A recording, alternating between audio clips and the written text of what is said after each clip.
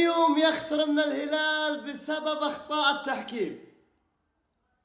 ضربة جزاء واضحة للنيوم.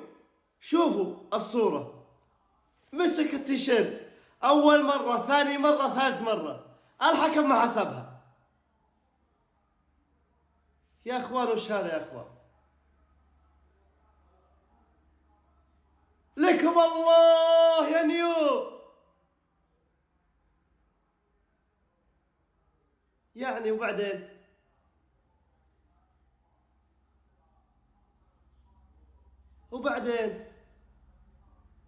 النصر يخسر امام الهلال باخطاء تحكيم، والان اليوم يخسر من الهلال باخطاء تحكيم. وش هذا؟